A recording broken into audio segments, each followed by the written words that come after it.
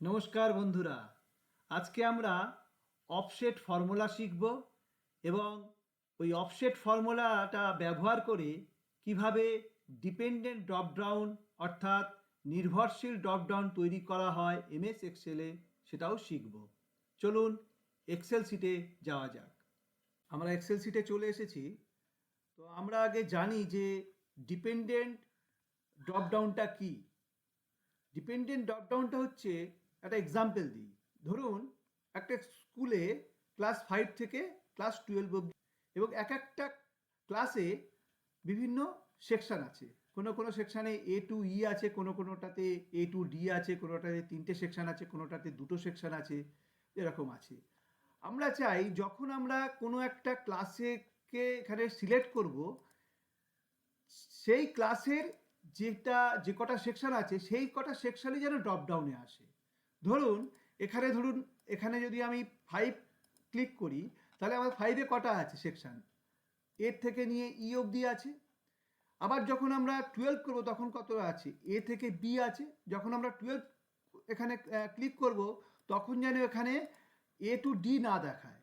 তাহলে এই যে সেকশানের যে ড্রপডাউনটা হবে, সেই ড্রপডাউনটা হবে ডিপেন্ডেন্ট অন এইখানে কি ক্লাসটা আছে। ঠিক তেমনি স্টুডেন্ট নেমটাও তাই। যে সেকশানে এখানে ক্লিক হবে, সেই সেকশনেই শুধু স্টুডেন্ট নামগুলো যেন এই ড্রপডাউনে আসে। একেই বলে ডিপেন্ডেন্ট ড্রপডাউন।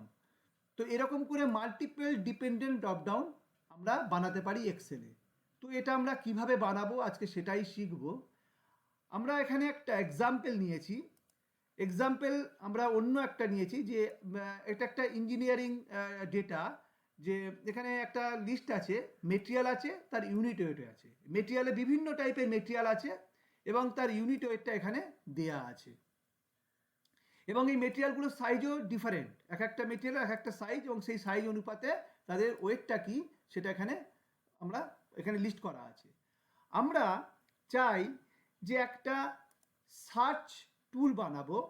সেই সার্চ টুলের মাধ্যমে আমরা জানবো যে একটা নির্দিষ্ট মেটেরিয়ালের নির্দিষ্ট সাইজের ওয়েট কত পার রানিং মিটার, মানে 1 মিটারের ওই মেটেরিয়ালটার ওই সাইজের ওয়েট কত। যেমন এখানে আইএসএ যদি সাইজ 25 হয়, তার ওয়েট হচ্ছে 0.76 কেজি পার মিটার। আমরা যদি এখানে চেঞ্জ করে আমরা এমএস ফ্ল্যাট করি এবং তার যদি সাইজটাকে 50x5 mm করি, তাহলে তার ওয়েটটা হচ্ছে 1.57 কেজি।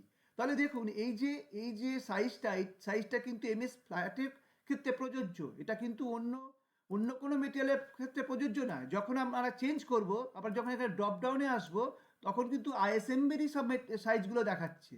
ঠিক আছে? সুতরাং এটাকেই বলে হচ্ছে ডিপেন্ডেন্ট ড্রপডাউন। তো চলুন আমরা আজকে এটা বানানো শিখি। তো এখানে আমরা এটা যদি আমরা আইএসএমবির এটা করি, তো আমাদের এখানে 13.1 দিয়ে দিচ্ছে। তো আমরা আজকে এটাই বানানো শিখব। তো তার জন্য আমরা কি করেছি, আমরা এখানে একটা টেমপ্লেট নিয়েছি, একটা ফরম্যাট নিয়েছি, সেম ফরম্যাট যেমন বাঁদিকে এরকম আছে সেরকম একটা ফরম্যাট নিয়েছি, কিন্তু এখানে কোনো ফর্মুলা এখনো আমরা দিইনি, সেটাই আমরা দেওয়া শিখব। তো মেটেরিয়ালের জন্য কি? মেটেরিয়ালের জন্য খুব সিম্পল। আমরা এর আগে সিম্পল ড্রপ ডাউন বানানো শিখেছি। যারা ভিডিওটি দেখেননি তারা অবশ্যই আমাদের ডেসক্রিপশন বক্সে লিঙ্ক দেয়া আছে, গিয়ে দেখবেন। আচ্ছা, আমরা এখন এখানে একটা সিম্পল ড্রপ ডাউন বানিয়ে নিই যে মেজর মেটেরিয়াল কি কি আছে। তো তার জন্য আমরা কিসে যাব? ডেটাতে গেলাম। ডেটাতে গিয়ে ডেটা ভ্যালিডেশনে গিয়ে এখানে যাব লিস্টে গিয়ে সোর্সে গিয়ে আমরা সোর্সটা চাই। সোর্সটা আমাদের শিট 2-তে আছে। তো আমাদের মেটেরিয়ালগুলো কোথায় লিস্ট করা আছে? এইখানে উপরে হরিজেন্টালি লিস্ট করা আছে। তো আমরা এখান থেকে সিলেক্ট করে দিলাম, হয়ে গেল। এই অবধি করলাম, ওকে করলাম। তো আমাদের ড্রপডাউন তৈরি হয়ে গেল। আমাদের দেখুন আইএসএমসি, আমাদের ওখানে যে কটা মেটেরিয়াল ওখানে আছে সেই মেটেরিয়ালের ড্রপডাউন আমরা এখানে বানিয়ে ফেলেছি। ঠিক আছে?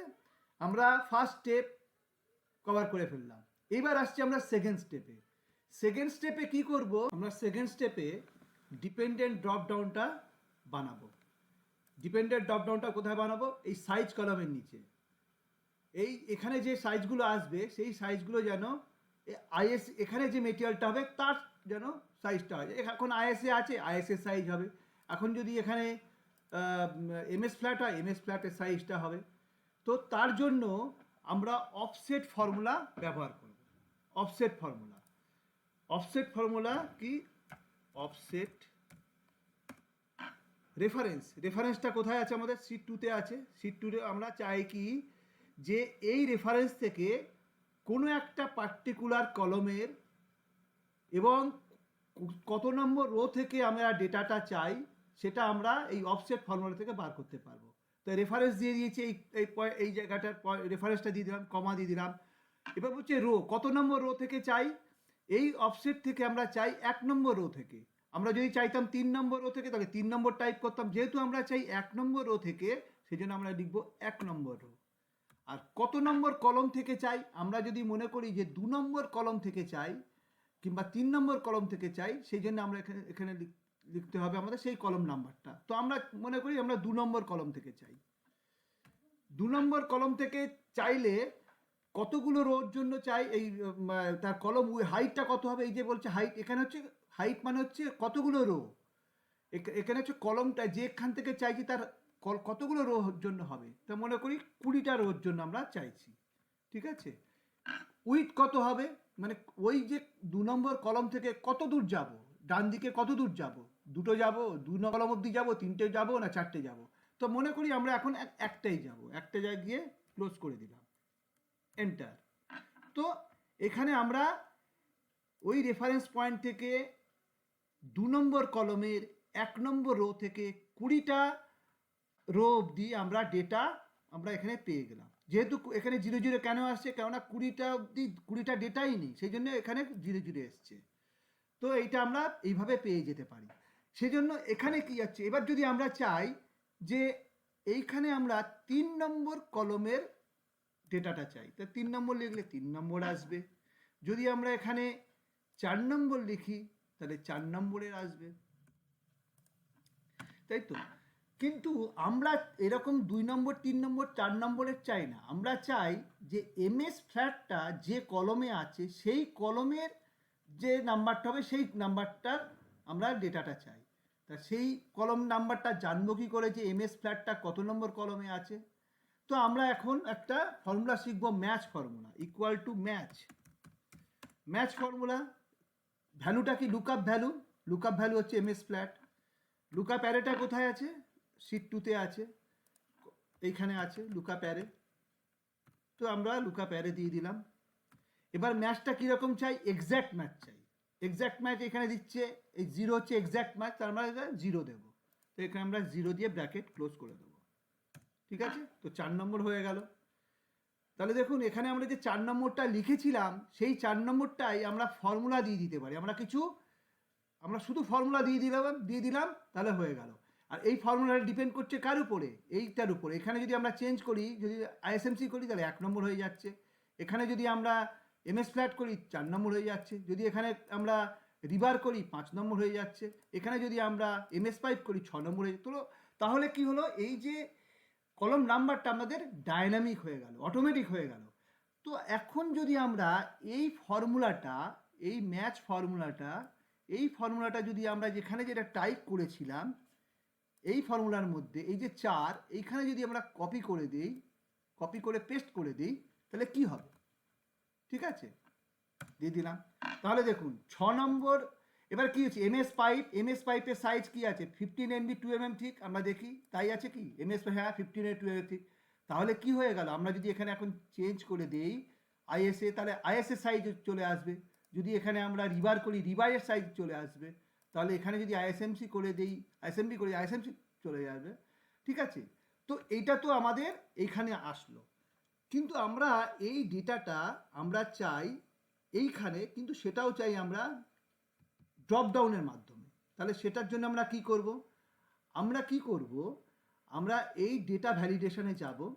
ডেটা ভ্যালিডেশনে গিয়ে লিস্টে যাব। লিস্টে গিয়ে আমরা এই সোর্সে কি করব? কপি করে দেবো। কোনটা? আমরা এইখানে যে ডেটা ফর্মুলাটা আছে সেই ফর্মুলাটা কপি করে দেবো। আপনাদের সুবিধার্থে আমি কি করেছি, এখানে ফর্মুলাটাকে কপি করে রেখেছি। আমি এখান থেকে ফর্মুলাটাকে কপি করে নিলাম। এখানে লেখা আছে, এখানে ফর্মুলাটা কপি করে নিলাম, ঠিক আছে। করে নিয়ে এবার আমরা গেলাম কি ডেটা ভ্যালিডেশনে। ডেটা ভ্যালিডেশনে গিয়ে লিস্টে যাব, সেম প্রসেস, এখানে সোর্সে যাব, গিয়ে কন্ট্রোল ভি।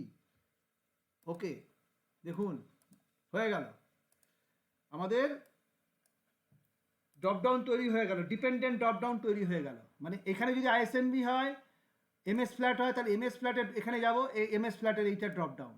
এটা যদি রিবার হয়, আমরা রিবার করলাম, এই রিবারের চলে আসলো, ড্রপডাউন চলে আসলো। তো আমরা সেকেন্ড স্টেজে আমরা ড্রপডাউন, ডিপেন্ডেন্ট ড্রপডাউন কীভাবে তৈরি করা হয় সেটা আমরা শিখে গেলাম। কিন্তু এখানে একটা প্রবলেম আছে, প্রবলেমটা হচ্ছে, প্রবলেম না, এখানে এই যে এতগুলো গ্যাপ আছে, এই গ্যাপগুলো আমরা চাই না। গ্যাপগুলো কেন এসছে? কারণ আমরা ওখানে 20 দিয়েছিলাম না ফর্মুলাতে, এই যেখানে দিয়েছিলাম 20, সেই জন্য 20 অবধি নিচ্ছে। তো সেইটাকে আমরা এলিমিনেট করব, সেটাকে আমরা সরাবো। সেটা সরাবো নেক্সট স্টেজে, আমরা থার্ড স্টেজে সেই জিনিসটাকে সরাবো। থার্ড স্টেজে আমরা আরও একটা ফর্মুলা ইউজ করব, ফর্মুলাটা হচ্ছে কাউন্ট এ। কাউন্ট এ মানে যে কতগুলো টেক্সট আছে ওই সিলেক্টেড রেঞ্জের মধ্যে। তো আমরা যখন অফসেট ফর্মুলা লাগিয়েছিলাম তখন আমাদের এই ডেটাটা দিয়েছিল অফসেট থেকে। আমরা চাই এই অফসেট থেকে যে ডেটাটা পাওয়া গেছে তারই নাম্বারটা চাই। সেজন্য আমরা কি করব, আমরা যদি অফসেট ফর্মুলাটা যদি কপি করি, আমরা এখানে অফসেট ফর্মুলাটা প্রথমে কপি করলাম, ঠিক আছে, কপি করলাম, কপি করে এবার কাউন্ট এ ফর্মুলাটা লিখছি, ইকুয়াল টু কাউন্ট এ লিখলাম। লিখে এবার আমরা যদি অফসেট ফর্মুলাটাকে এর মধ্যে কপি করে দিই, তাহলে কি হবে, অফসেট ফর্মুলা থেকে যে রেজাল্টটা বেরোবে সেই রেজাল্টটাও কাউন্ট করবে কাউন্ট এ ফর্মুলা দিয়ে। তো কাউন্ট হয়ে গেল, দেখুন তো 10। আমরা দেখি এখানে 10টা আছে কিনা, 1 2, দেখুন সিলেকশনটা কতটা নিচ্ছে। আমরা যদি দেখি 1 2 3 4 5 6 7 8 9 10, এই অবধিও সিলেক্ট করেও কাউন্টে নিয়ে নিচ্ছে। আমরা যদি পুরোটা সিলেক্ট করতাম তাহলে কি হতো, আমরা যদি পুরো ডেটাটা নিতাম তাহলে অতগুলোইও কাউন্ট করে নিত। কিন্তু আমরা তো চাইছি না, আমরা চাইছি যতটুকু ডেটা ওখান থেকে এক্সট্রাক্ট করেছে সেই ডেটাগুলোকেই ও এখানে বলুক কতগুলো ডেটা এক্সট্রাক্ট করেছে, তাহলে কাউন্টে হয়ে গেল। এখন আমরা যদি দেখুন এখানে যদি আমরা চেঞ্জ করি, আমরা যদি এখান থেকে এমএস ফ্ল্যাট করি, এমএস ফ্ল্যাটও 10টাই আছে। আমরা যদি এখানে আইএসএমবি করি 11টা আছে ডেটা, এখানে যদি আইএসএ করি 14 আছে। তাহলে আমরা কাউন্টে দিয়ে কটা ডেটা আছে সেটা আমরা এখানে পেয়ে যাচ্ছি।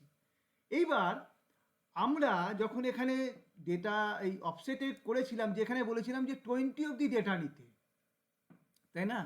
তো এখন যদি আমরা বলি যে কটা নাম্বার আছে এই যে কাউন্টে এই অফসেট করার পরে যতটুকু হবে, যত নাম্বার ওখান থেকে এক্সট্রাক্ট হবে সেটাই তুমি এখানে বসাবে।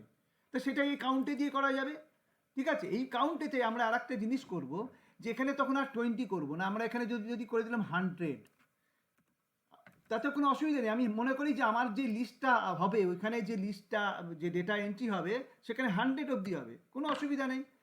তো এখন এই 100 অবধি আমার ফর্মুলাটা চলবে। ইন্ডিভিজুয়াল এক একটা মেটেরিয়ালে যদি আমি 100টা করে, এই যে মেটেরিয়ালে এক একটা যদি 100 অবধি ডেটা এন্ট্রি হয়ে যায়, সে তত অবধি আমার এই ফর্মুলাটা ভ্যালিড থাকবে। তো সেই জন্য আমরা 100 করে দিলাম, সেপার সাইডে 100 করলাম। এখন যদি আমরা এই ফর্মুলাটাকেই যদি আমরা কপি করে ডেটা ভ্যালিডেশনের যে ফর্মুলাটা আছে সেখানে যদি আমরা পেস্ট করে দিই, তাহলে কি হবে?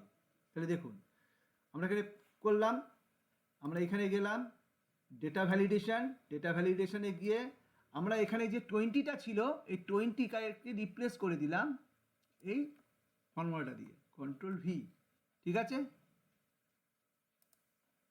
ওকে, ঠিক আছে। এবার দেখুন, দেখা যাক আর আসছে কিনা। দেখুন আর আসছে না, যতটুকু ডেটা ততটুকুই আসছে, আইএস এর এতটুকুই ডেটা এতটুকুই আসছে। এমএস ফ্ল্যাটে দেখি, এমএস ফ্ল্যাটের এতগুলো ডেটাই আসছে, তাহলে পারফেক্টলি কাজ করছে। তো আমাদের প্রপার ডিপেন্ডেন্ট ড্রপডাউন আমরা বানানো শিখে গেলাম। আপনারা প্র্যাকটিস করবেন, একটু আপার ভার্সন অফ এক্সেলের দিকে আমরা যাচ্ছি, অ্যাডভান্স এক্সেলের দিকে যাচ্ছি। আপনারা প্র্যাকটিস করবেন এবং লজিকগুলো বোঝার চেষ্টা করবেন। অনেক ফর্মুলা দিয়ে করা যায়, কিন্তু লজিক্যালিটাও তো ব্যাপারটা বুঝতে হবে। আচ্ছা, এই অবধি আমাদের হয়ে গেল। আমাদের লাস্ট কাজটা কি? লাস্ট কাজ হচ্ছে আমাদের এইখানে ওয়েটটা একদম অন্তিম পর্যায়ে চলে এসেছি। আমাদের একটাই কাজ বাকি আছে, এই যে ওয়েট ইন কেজি পার মিটারটা বার করা। তার জন্য আমরা কি করব? তার জন্য আমরা এখানে ভিলুকআপ ফর্মুলা ইউজ করব। Equal to VLOOKUP. লুকআপ ভ্যালুটা কি? আমাদের লুকআপ ভ্যালুটা কি হবে? লুকআপ ভ্যালুটা হবে এই মেটেরিয়াল আর তার সাইজেই, ঠিক আছে? আমরা লুকআপ ভ্যালুটা এরকমভাবে করি, আমরা এখানে করি কনক্যাট করে দিলাম, কনক্যাট, ঠিক আছে? কনক্যাট করে কি করলাম? এটা করলাম, স্পেস দিয়ে ডবল ব্র্যাকেটের মধ্যে একটু স্পেস দিলাম, কমা দিলাম, তারপরে লিখলাম এই সেলটা, ঠিক আছে? এই হয়ে গেল। আচ্ছা, এখানে এবার দেখে নিই এটা যে করলাম আমরা। আচ্ছা, লুকআপ অ্যারেটা কোথায়? Lookup table array, sorry table অ্যারেটা কোথায়? টেবিল অ্যারে হচ্ছে শীট 2-তে আছে। কোথায় আছে আমাদের ওয়েটটা? ওয়েটটা আছে আমাদের এইখানে, এই টেবিলে আছে। তো আমরা এখানে টেবিলটাকে সিলেক্ট করলাম, সিলেক্ট করে কন্ট্রোল শিফট ডাউন অ্যারো, হয়ে গেল আমাদের টেবিল সিলেক্ট হয়ে গেল, কমা। কলম ইন্ডেক্স কত? কোন কলমে আছে? আমাদের এই ডেটাটা আছে 2 নম্বর কলমে। 1 নম্বর কলমে মেটেরিয়াল আছে, 2 নম্বর কলমে, তার কলম ইন্ডেক্স কত হচ্ছে? 2। রেঞ্জ লুকআপ, রেঞ্জ লুকআপ মানে হচ্ছে এটা ট্রু না ফলস। আমরা এক্সাক্ট ম্যাচ চাই, ফলস, ফলস করে দিই, ঠিক আছে? এন্টার করে দিলাম। তাহলে দেখা গেল যে আমাদের এটা দিয়ে দিয়েছে। দেখি একবার চেক করে, আইএসএ 90/90, তার ওয়েট হচ্ছে 6.8। দেখি আমাদের এতে আইএসএ 90/90 ওজন কত? আইএসএ 90/90 6.8 কেজি, ঠিক আছে? 6.8 কেজি হয়ে গেল। এবার একটা কথা হচ্ছে যে এইখানে যখন আমরা ভ্যালু নিচ্ছি, আমরা একটা জিনিস দেখাই এখানে, আমাদের চলে আসছে। এবার ধরুন এবারে আমরা এখানে নিচ্ছি যে এমএস ফ্ল্যাটের এখানে নট অ্যাপ্লিকেবল আসছে। বলে দিচ্ছি কেন আসছে, কেননা এখানে সাইজ আমরা এখনো দিইনি, ওটা আগের মেটেরিয়ালের সাইজটা ছিল, সেই জন্য ওখানে নট অ্যাপ্লিকেবল চলে আসছিল, মানে এরার চলে আসছিল। এবার দেখি আমরা কিসের রিভারের নেব, রিভারের দেখি কি আসে। রিভারের দেখি 20 mm এর 2.47 কেজি, ঠিক আছে? তাহলে এখন যদি দেখা, এই যে সিটে আমরা একটা এক্সাম্পল দেখি, এইখানে যদি আইএসএমসির পরে যদি কিছুটা স্পেস চলে যায়, এরকম চলে যায়, তাহলে কি হবে? আমরা এরকম হয়ে গেল, এই সিট 1-এ আসলাম, এখানে করলাম কি আইএসএমসি করে একদম প্রথমটা নিয়ে গেলাম 70/40, তাও কিন্তু আসলো না। কেন? এখানে 70/40 আছে, 75 mm/40 mm 7.14, কিন্তু এখানে তো নিল না 75x40, এখানে কত আছে 75x40, হ্যাঁ, তো নিচ্ছে না। কেন নিচ্ছে না? কেননা এইখানে যেটা করেছে, এখানে এক্সট্রা স্পেস চলেছে, এক্স্যাক্ট ম্যাচ হচ্ছে না। তাহলে আমরা কি করব? আমরা এইখানে যখন এটা দিয়েছিলাম যে টেবিলের যে রেঞ্জটা দিয়েছিলাম, সেখানে আমরা যদি একটা করে দিই ট্রিম, TRIM, ট্রিম করে দিলাম, ঠিক আছে? ঠিক আছে, ট্রিম করে দিলাম। এবার এন্টার করি, এবার দেখুন এসে গেল। মানে যদি এক্সট্রা স্পেস চলেও আসে, আমরা ট্রিম করে দিয়েছি, তাহলে এক্স্যাক্ট ম্যাচ হয়ে যাবে। আমরা ট্রিমে জানি কীভাবে, ট্রিম ফাংশনটা কীভাবে কাজ করে। তাহলে আমরা কতগুলো ফর্মুলা একটা জিনিস তৈরি করতে আমরা অ্যাপ্লাই করি, এই জিনিসগুলোকে আমাদেরকে সবাইকে প্র্যাকটিস করতে হবে, নাহলে কিন্তু হবে না। কিভাবে অ্যাপ্লাই করব? এই যে এখানে ট্রিম, ছোট্ট একটা ফাংশন ইউজ করে দিলাম। আচ্ছা, আর একটা ফাংশন, ছোট্ট ফাংশন কথা বলি, যে এখানে যখন আমি চেঞ্জ করছি এমএস ফ্ল্যাট, এখানে এনে আসছে, একটা এরার আসছে, আমরা এটাও জানতে চাই না। তো আমরা কী করবো? আমরা সিম্পল কী করব? এইখানে করব ইফ এরার করে দিলাম। ইফ যদি এরার হয়, তাহলে আমরা কি বলবো? যে কিছুই না, এর আগে দিয়েছি, তো এখানে আসেনি। যেই আমরা এখানে এর রিলেভেন্টটা দেবো, এসে গেল। তো আমাদের আসে, তাহলে এখানে আসবে, এখানে যেন লেখা থাকে not match, not MATCH, not match, এসে গেল। তো যখন এটা আসলো, নট ম্যাচ হলো, তো এখান থেকে আবার করলাম, হয়ে গেল। তো আবার করলাম রিভার, হয়ে গেল। এখানে রিভারের কোনটা 6 7 হয়ে গেল, ঠিক আছে। আমাদের আমাদের প্রপার একটা চার্ট বেরিয়ে গেল টুলস। তো আশা করি আপনাদের ভিডিওটি ভালো লেগেছে এবং এটা একটু অ্যাডভান্স লেভেলের। আপনারা একটা প্র্যাকটিস করবেন, প্র্যাকটিস করতে করতেই কিন্তু লজিকের এটা আসবে যে কিভাবে আমরা ফর্মুলাগুলো ইউজ করব। তো ভালো লাগলে ভিডিওটি আপনারা লাইক করবেন, অবশ্যই শেয়ার করবেন আর চ্যানেলটিকে সাবস্ক্রাইব করবেন। আসি বন্ধুরা, থ্যাংক ইউ।